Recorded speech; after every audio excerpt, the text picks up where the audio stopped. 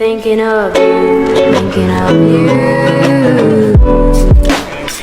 Thinking of you.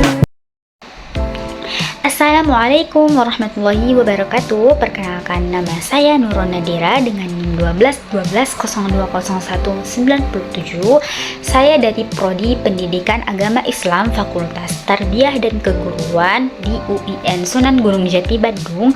Di sini saya akan menyampaikan sedikit materi tentang nilai kegunaan ilmu, yaitu aksiologi pada mata kuliah filsafat ilmu yang diampu oleh Bapak dosen Haji Yudi Irfan Daniel SOS IMAG. Selamat menyaksikan. Bismillahirrahmanirrahim. Saya akan sedikit menjelaskan tentang pengertian aksiologi. Menurut Kamus Bahasa Indonesia, aksiologi ialah yang pertama, kegunaan ilmu pengetahuan bagi kehidupan manusia. Yang kedua, kajian tentang nilai khususnya etika. Jadi, nilai ini digunakan sebagai kata benda abstrak dalam pengertian yang lebih sempit seperti baik, menarik, dan bagus. Sedangkan dalam pengertian yang lebih luas mencakup sebagai tambahan segala bentuk kewajiban, kebenaran, dan kesucian.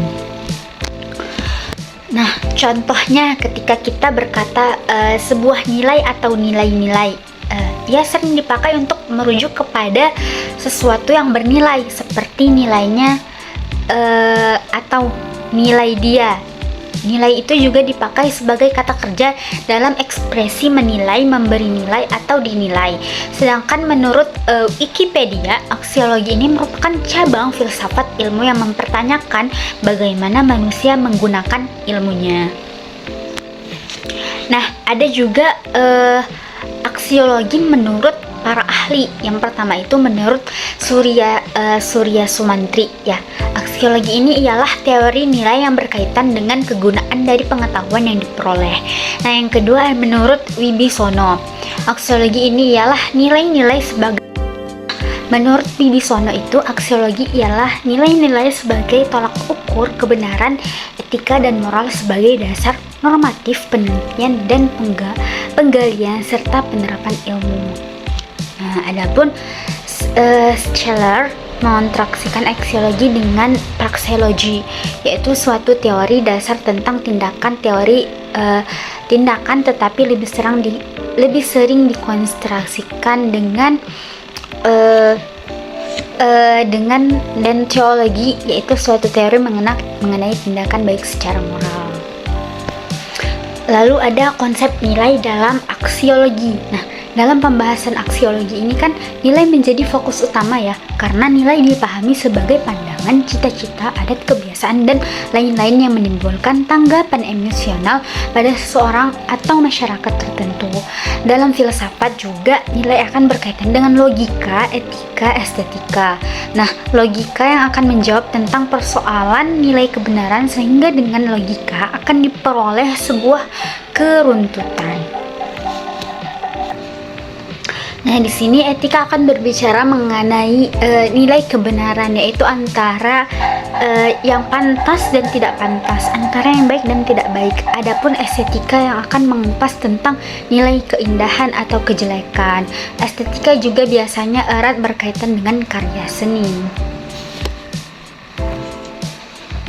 Lalu ada landasan aksiologi. Nah, landasan aksiologi ilmu itu berkaitan dengan dampak ilmu bagi umat manusia.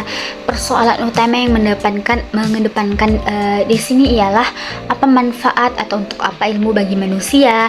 Dalam konteks ini dapat ditambahkan pertanyaan. Nah, contohnya sejauh mana pengetahuan ilmiah yang dapat digunakan. Dalam hal ini persoalannya bukan lagi kebenaran, melainkan kebaikan. Secara epistemologis, persoalan ini berada di luar batas pengetahuan sains. Nah, di dalam landasan aksiologi ini terdapat hubungan antara ilmu dengan moral oleh Junjun S. dikaji secara hati-hati dengan mempertimbangkan 3 dimensi filosofis ilmu. Nah, pandangan itu merupakan yang pertama ialah untuk mendapatkan pengertian yang benar mengenai kaitan antara ilmu dan moral. Maka pembahasan masalah ini harus didekati dari segi-segi yang lebih terperinci, yaitu segi ontologi, epistemologi, dan aksiologi. Nah, adapun yang kedua itu untuk menafsirkan hakikat ilmu dan moral, sebaiknya itu memperhitungkan faktor sejarah, baik sejarah perkembangan ilmu itu sendiri maupun penggunaan ilmu dalam lingkup perjalanan sejarah kemanusiaan. Yang ketiga itu secara ontologis dalam pemilihan wujud yang akan dijadikan objek penelaannya atau objek ontologis atau objek formal. Ilmu dibimbing oleh kaidah moral yang berasaskan tidak mengubah kodrat manusia itu sendiri, yang tidak merendahkan martabat manusia dan tidak mencampuri masalah dari manusia itu sendiri. Nah, adapun kegunaan aksiologi bagi filsafat ilmu atau untuk apa filsafat ilmu itu digunakan, kita dapat menilainya dengan melihat filsafat sebagai 3 hal, yaitu yang pertama, filsafat sebagai kumpulan teori yang digunakan untuk memahami dan mereksisikan dunia pemikiran. Nah, di dalam dunia pemikiran itu, jika seseorang hendak ikut membentuk dunia atau ikut mendukung suatu ide yang membentuk suatu dunia atau hendak menentang suatu sistem kebudayaan, sistem ekonomi, atau sistem politik, maka sebaiknya mempelajari teori-teori filsafatnya. Inilah kegunaan mempelajari teori-teori filsafat ilmu. Yang kedua itu filsafat sebagai pandangan hidup. Dalam hal ini, semua teori ajarannya itu diterima kebenarannya dan dilaksanakan dalam kehidupan. Jadi filsafat ilmu itu sebagai pandangan hidup digunakan sebagai petunjuk dalam menjalani kehidupan. Nah, adapun yang terakhir itu adalah filsafat sebagai metodologi dalam memecahkan masalah. Dalam hidup ini kan kita menghadapi banyak masalah ya. Bila ada batu di depan pintu misalnya, setiap keluar dari pintu itu kaki kita tersandung, maka dapat diasumsikan bahwa batu itu masalah. Jadi kehidupan akan dijalani lebih enak bila masalah-masalah itu dapat diselesaikan. Nah, cara menyelesaikan masalahnya bagaimana? Ada banyak cara menyelesaikan masalah. Yang pertama itu mulai dari cara yang sederhana sampai yang paling rumit. Bila cara yang digunakan amat sederhana, maka biasanya masalah tidak terselesaikan secara tuntas. Penyelesaian yang detail itu biasanya dapat mengungkap semua masalah yang berkembang dalam kehidupan manusia.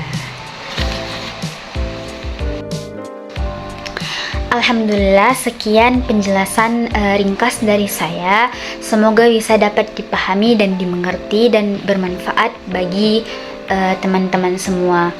Lebih dan kurangnya saya mohon maaf. Wabillahi taufiq wal hidayah. Wassalamualaikum warahmatullahi wabarakatuh.